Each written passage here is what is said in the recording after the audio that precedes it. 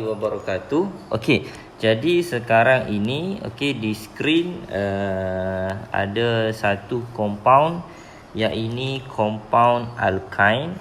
Compound alkyne.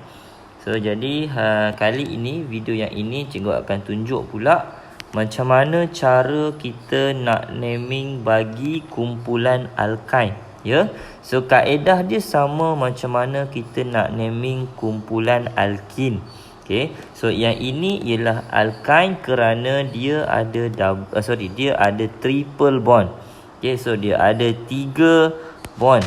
Kalau ada double bond dia ialah kumpulan alkin. Right. So macam mana nak naming? Yang pertama simple sahaja. Kaedah yang biasa, step yang pertama ialah kita kena cari long chain. Dan long chain kita mestilah includekan kita punya triple bond. So in this case kita punya triple bond, right? Kita punya long chain kita mesti start daripada belah kiri lah.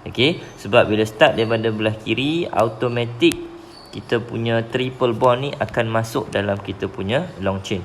Baik, so nak dipendekkan cerita, long chain kita ialah yang 4 ini. So yang 4 ini ialah kita punya long chain. Right? So dalam long chain kita ada 4 carbon. Right? So kita ada 4 carbon. 1, 2, 3, 4. Itu step yang pertama, iaitu kita tentukan dia punya long chain.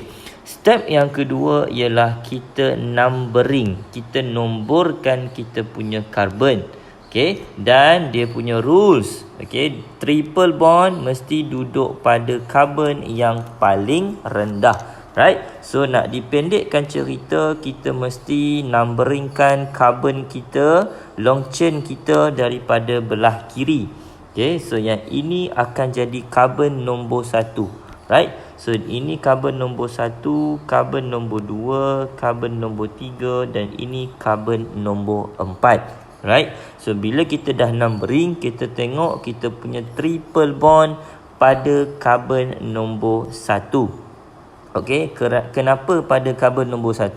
Sebab kita start numbering daripada kiri, kita jumpa carbon yang nombor 1. Selepas carbon nombor 1, kita jumpa triple bond. Barulah kita jumpa carbon yang kita nomborkan dengan nombor 2. So triple bond duduk pada carbon nombor 1. Right? So next, awak dah boleh numberingkan yang hujung dia. Yang suffix, yang bahagian ending dia. So nak namakan bahagian ending.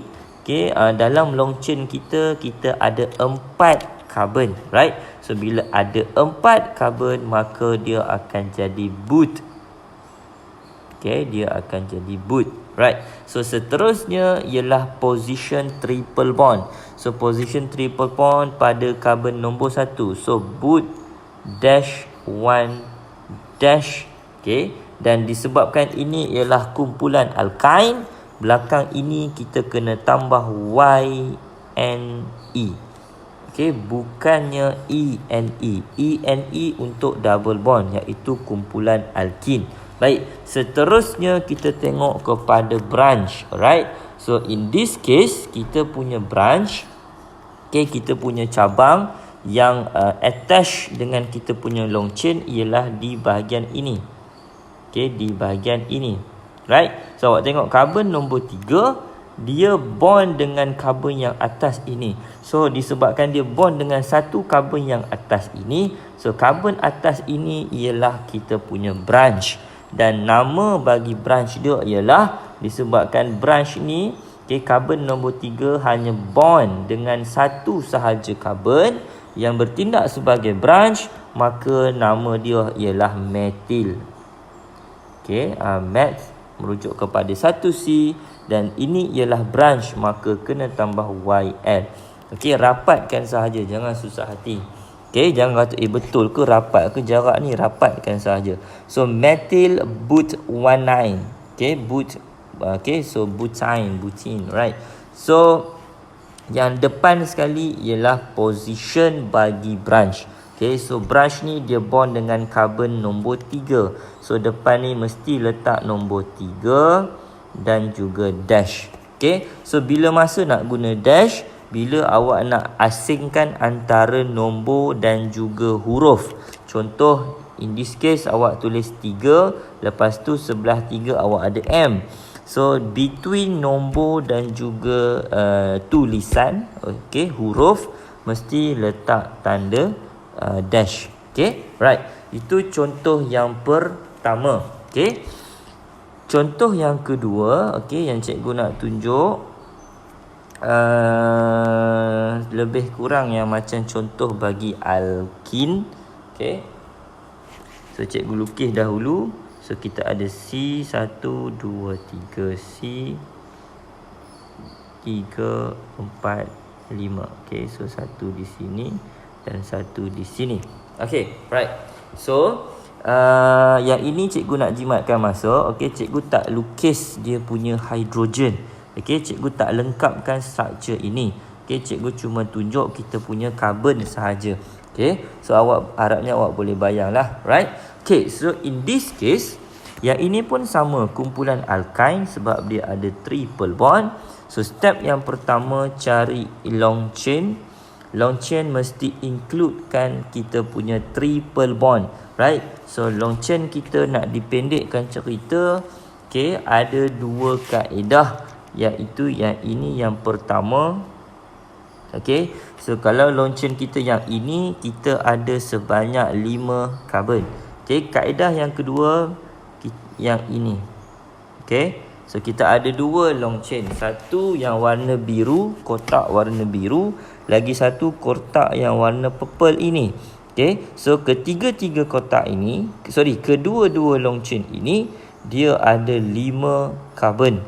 Okay, dan setiap long chain dia included kita punya triple bond. Okay, so nak pilih yang mana? Nak pilih yang straight ke nak pilih yang tak straight? Depends, bergantung. Ada orang suka yang tak straight, ada orang suka yang straight. Okay, right. So kalau cikgu suka yang straight lah. Okay, sebab yang straight ni dia mudah sikit. Okay, so dia mudah nak tengok, right? So kita ambil yang straight sahaja. Next, kita numbering. Okay, dah ada long chain, kita nomborkan carbon dalam long chain tersebut, right? So nak numbering, mestilah rules dia triple bonds mesti duduk pada position yang paling rendah, right? So kalau in this case, mesti numbering daripada belah kanan. Yang ini akan jadi carbon nombor 1. Okay, so ini nombor 1, nombor 2, nombor 3, nombor 4 dan nombor 5.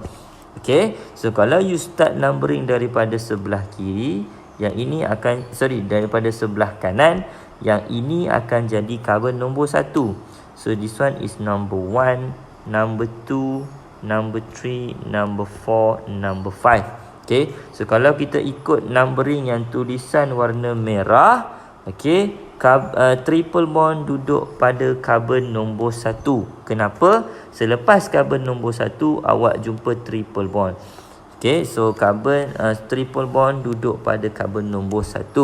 Kalau numbering daripada sebelah kanan, okay, iaitu yang tulisan warna hijau, okay, triple bond duduk pada carbon yang keempat. Sebab selepas carbon yang keempat, sebelum jumpa carbon yang kelima, awak jumpa triple bond. So triple bond duduk pada carbon yang keempat jika kita numbering daripada sebelah kanan. So yang paling rendah ialah triple bond duduk pada carbon yang nombor 1. So that's why you kena numberingkan daripada sebelah kiri, bukan daripada sebelah kanan, right? So macam ni lah. Okay, seterusnya kita dah ada long chain, kita dah numbering carbon, kita dah tahu position triple bond, kita dah boleh namakan hujung ataupun ending dia, right? So long chain kita ada 5 carbon, so dia mestilah pent, right? P-E-N-T, right? And then position triple bond pada carbon nombor 1. So pen 1. Okay, right, pen dash 1 dash, last kali hujung Y and E.